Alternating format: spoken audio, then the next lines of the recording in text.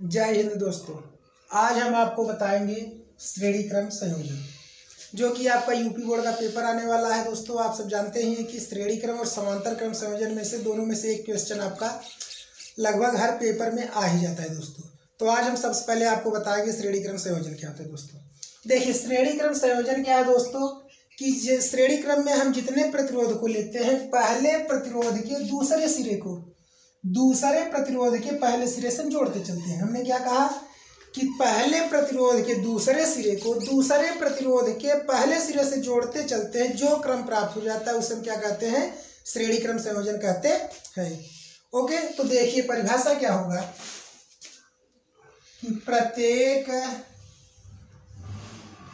प्रतिरोध की दूसरे सिरे को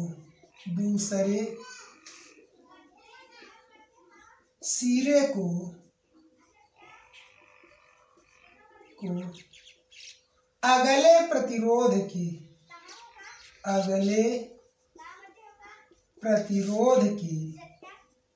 पहले सिरे से जोड़ने पर जो क्रम प्राप्त होता है उसे श्रेणी क्रम संयोजन कहते हैं। श्रेणी क्रम संयोजन कहते हैं। अब देखिए दोस्तों, श्रेणी क्रम संयोजन में आपका होता क्या है कि प्रतिरोध परिपथ में तो धारा का मान क्या होता है? समान होता है, लेकिन क्या होता है कि सभी प्रतिरोध पर आपका विभवांतर जो होता है क्या होता है? भिन्न भिन्न होता है। तो इसका क्या है? कुल विभवांतर कितना है? V है। तो यह जो विभवांतर होगा सभी विभवांतर की योग की क्या होगा? बराबर होगा। तो हम लिखेंगे क्या? पहले चलते हैं दोस्तों, मान लेते हैं माना परिपथ में तीन प्रतिरोध R1, R2, R3 श्रेणी क्रम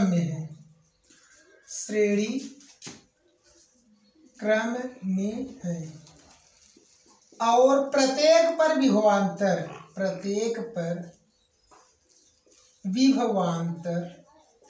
क्या है दोस्तों? V1, V2 और V3 है। प्रत्येक पर विभवांतर कितना है दोस्तों? V1, V2 और V3 है।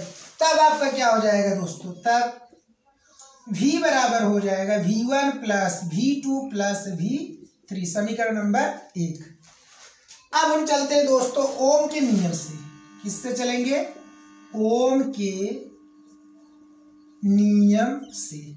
ओम के नियम से क्या होगा दोस्तों? हम जानते हैं कि अगर हम क्या करेंगे, पहले प्रतिरोध का विभवांतर निकालेंगे तो क्या हो जाएगा दोस्तों? आपका V1 इक्वल हो जाएगा IR1। तो आपका होगा कितना? V1 इक्वल हो जाएगा IR1। अगला होगा V2 इक्वल हो जाएगा IR2। नेक्स्ट होगा V3 इक्वल हो जाएगा IR3। इसको बना देंगे समीकरण नंबर 2, समीकरण नंबर 3, समीकरण नंबर 4।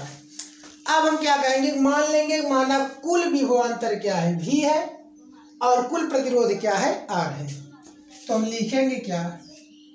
माना परिपथ का कुल विभवांतर V तथा कुल प्रतिरोध क्या है? R है। तब आपका क्या होगा दोस्तों? V इक्वल होगा IR, समीकरण नंबर 5। समीकरण 2, 3, 4 और 5 का मान उठाकर किस में रख दीजिए दोस्तों? समीकरण 1 में। तो लिखेंगे क्या? इसलिए या चलिए ऐसे दोस्तों लिखें क्या? सभी समीकरण का मान समीकरण 1 में रखने पर एक में रखेंगे क्या दोस्तों, भी जगह आई आर हो जाएगा, आई आर बराबर होगा V1 की जगह हो जाएगा IR1, V2 की जगह हो जाएगा दोस्तों क्या IR2 प्लस V3 की जगह होगा IR3। I सब में कॉमन ले लीजिए तो होगा कितना, I जब हम कॉमन ले लेंगे तो R1 plus R2 plus R3। I से I कट गया तो आपका कुल प्रतिरोध R बराबर क्या आ गया, R1 plus R2 plus R3 दोस्तों। ओके, तो इस तरह से आपका क्या होगा दोस्तों, श्रेणी क्रम संयोजन आपका क्या होगा, निकलेगा इसका सूत्र। बस इतना ही लिखना है दोस्तों, इससे ज्यादा एक भी नंबर आपका, एक भी लाइन नहीं लिखना है, आपको पूरा का पूरा 4 नंबर मिल जाएगा दोस्तों। ओके, अब देखिए दोस्तों, आपका दूसरा है समांतर क्रम संयोजन। अब हम क्या करेंगे, समांतर क्रम संयोजन पढ़ेंगे दोस्तों। तो समांतर क्रम संयोजन में क्या होता है कि जितने प्रतिरोध होते हैं सभी प्रतिरोध के पहले सिरे को एक बिंदु से और प्रतिरोध के दूसरे सिरे को दूसरे बिंदु से जोड़ देते हैं। इस प्रकार जो क्रम हमें प्राप्त होता है क्या कहलाता है, समांतर क्रम संयोजन कहलाता है। हमने कहा कि जितने भी प्रतिरोध होते हैं सभी प्रतिरोध के पहले सिरे को एक बिंदु से, मतलब एक साथ जोड़ देंगे सब प्रतिरोध को, और दूसरे सिरे को, सभी प्रतिरोध के दूसरे सिरे को आपस में एक साथ जोड़ देंगे।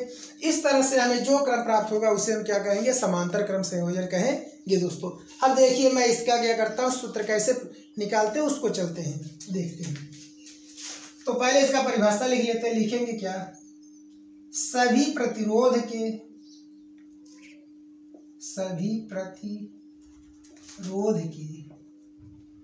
प्रथम सिरे को एक बिंदु से तथा सभी दूसरे सिरे को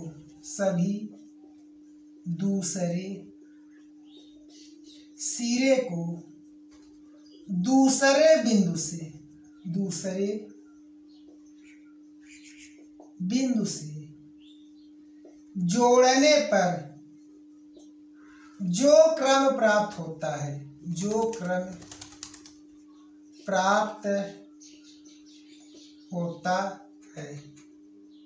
उसे समांतर क्रम संयोजन कहते हैं। उसे हम क्या कहते हैं दोस्तों, समांतर क्रम संयोजन कहते हैं। अब इसकी उत्पत्ति चलते हैं, करते हैं दोस्तों।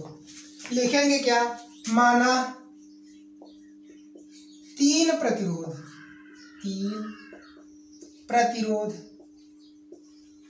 R1, R2 व R3 समांतर क्रम में है और सभी प्रतिरोध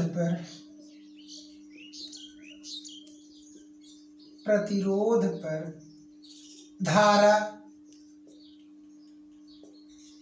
I1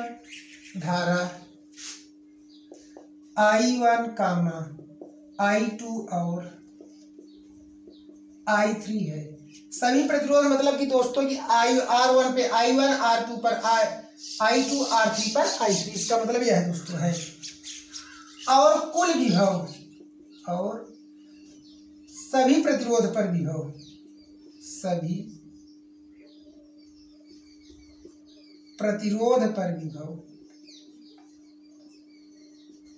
विभवांतर आपका क्या है दोस्तों, V है। तब आप क्या लिख देंगे, कुल धारा बराबर आपका क्या हो जाएगा, अतः कुल धारा I बराबर दोस्तों हो जाएगा I1 plus I2 plus I3, समीकरण नंबर 1। अब चलेंगे फिर ओम के नियम से। ओम के नियम से क्या हो जाएगा दोस्तों, I1 इक्वल अगर हम लिखेंगे तो क्या होगा, I1 इक्वल हो जाएगा V अपान R1, I2 इक्वल हो जाएगा दोस्तों V अपान R2, I3 इक्वल हो जाएगा दोस्तों V अपान R3। समीकरण 2, समीकरण 3 और समीकरण 4 दोस्तों। अब हम मान लेंगे, माना परिपथ का कुल प्रतिरोध क्या है दोस्तों, R है और कुल विभवांतर क्या है, V है। तब देखेंगे क्या होगा, माना कुल प्रतिरोध कुल प्रतिरोध क्या है, R है, तथा कुल विभवांतर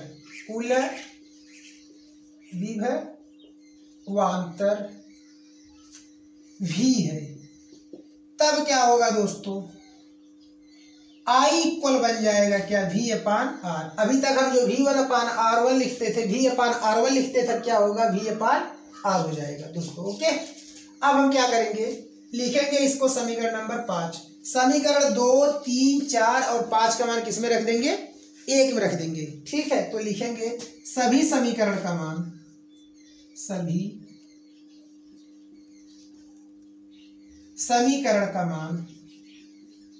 समीकरण 1 में रखने पर, 1 में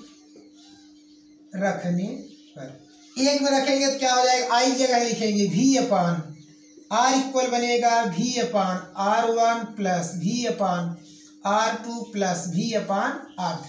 इन तीनों में V कॉमन ले लीजिए दोस्तों, तो आपका क्या बन जाएगा, V कॉमन ले लिए तो आपका हो जाएगा 1/R1 plus 1/R2 plus 1/R3।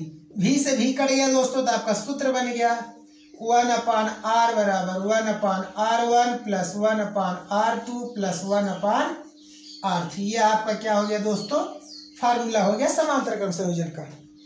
Okay दोस्तों, हमें आशा है कि हमारा वीडियो आपको अच्छा लगा होगा और आप इसको बहुत ध्यान से पढ़िए। आपका 4 नंबर यूपी बोर्ड में आपका दोस्तों क्या है, कन्फर्म है दोस्तों। ओके।